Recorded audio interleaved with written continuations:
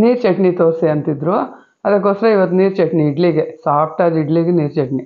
ಇದಕ್ಕೋಸ್ಕರ ನೋಡಿ 2.5 ಲೋಟ ಇಡ್ಲಿ ಹಾಕಿ, ಅರ್ಧ ಲೋಟ ದೋಸೆ ಹಾಕಿ, ಆಮೇಲೆ 1 ಲೋಟ ಉದ್ದಿನಬೇಳೆ, ಅರ್ಧ ಲೋಟ ಅವಲಕ್ಕಿ, 1 ಸ್ಪೂನ್ ಮೆಂತ್ಯ, 2 ಸ್ಪೂನು ಸಬ್ಬಕ್ಕಿ, ಇಷ್ಟು ಹಾಕಿ 4 ಅವರ್ ನೆನೆಸ್ಬಿಟ್ಟು ಚೆನ್ನಾಗಿ ತೊಳೆದು ನೆನೆಸಿ ಸಾಯಂಕಾಲ ರುಬ್ಬಿಟ್ಟು ಬೆಳಗ್ಗೆಗೆ ಇಡ್ಲಿ ಮಾಡ್ತಿರೋದು ನೋಡಿ. ಎಷ್ಟು ಉಬ್ಕೊಂಡಿತ್ತಲ್ವ. ಇವಾಗ ರಾತ್ರಿನೇ ಉಪ್ಪು ಹಾಕಿ ಕಲಸಿದ್ದೀನಿ. ಇವಾಗ ಚೆನ್ನಾಗಿ ಕಲಿಸ್ಬಿಟ್ಟು ನೋಡಿ ಇಡ್ಲಿ ಈ ಥರ ಹಾಕ್ಬಿಟ್ಟು ಇಡ್ಲಿಗೆ ಇಟ್ಟಿದ್ದೀನಿ. ಅಷ್ಟರೊಳಗೆ ಚಟ್ನಿ, ಕಡಲೆಪಪ್ಪು, ಹುಣಸೆ ಹುಳಿ, ಕಾಯಿ ತುರಿ, ಹಸಿಮೆಣ್ಸಿನ್ಕಾಯಿ, ಕೊತ್ತಂಬರಿ, ಕರಿಬೇವು, ಸ್ವಲ್ಪ ಪುದೀನೂ ಹಾಕಿದ್ದೀನಿ. ಇದಕ್ಕೆ ಉಪ್ಪು, ಇಷ್ಟು ನೀರು ಹಾಕ್ಬಿಟ್ಟು ನುಣ್ಣಗೆ ರುಬ್ಕೋಬೇಕು ನೋಡಿ. ನೀವೊಂದು ಬೆಳ್ಳುಳ್ಳಿ ಕೂಡ ಬೇಕಾದರೆ ಹಾಕ್ಕೊಳ್ಳಿ.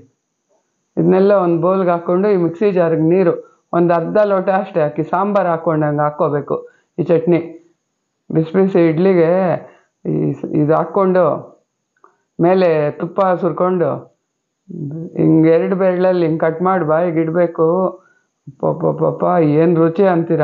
ಇದಕ್ಕೆ ನೋಡಿ ಏನೂ ಹಾಕಿಲ್ಲ, ಸ್ವಲ್ಪ ಎಣ್ಣೆ, ಸಾಸಿವೆ, ಕರಿಬೇವು ಅಷ್ಟೇ. ಒಗ್ಗರಣೆ ಕೊಟ್ಬಿಟ್ಟು ಇವಾಗ ಇಡ್ಲಿ ಆಗಿರುತ್ತೆ. ಇಡ್ಲಿ ತೆಗೆದು ನೋಡಿ, ನೋಡ್ತಾ ಇದ್ದೀರಲ್ಲ ಎಷ್ಟು ಸಾಫ್ಟಾಗಿ, ಹಂಗೆ ನೋಡಿದ್ರೆ ಗೊತ್ತಾಗುತ್ತೆ.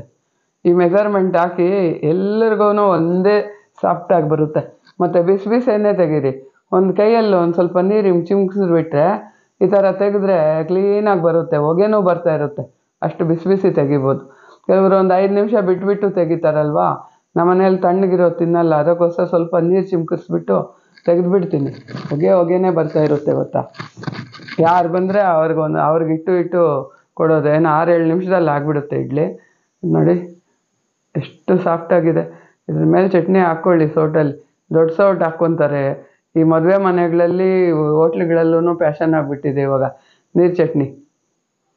ತುಪ್ಪ ಹಾಕ್ಕೊಂಡು 2 ಬೆಳ್ಳಿಟ್ಟು ಕಟ್ ಮಾಡಿ, ಹಂಗೆ ಈ ಕಟ್ ಮಾಡೋವಾಗೆ ಕಣ್ಣು ನೋಡ್ತಾ ಇರುತ್ತೆ, ಬಾಯಿ ಇಡು ಅಂತ ಇರುತ್ತೆ.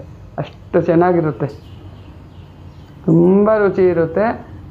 ಇವಾಗ ನಾನು ತಿಂದಿದ್ರೂ ಇವಾಗ ನೋಡ್ತಿದ್ರೆ ಮತ್ತೆ ಇಡ್ಲಿ ತಿನ್ನಬೇಕು ಅನ್ನಿಸ್ತಾ ಇದೆ.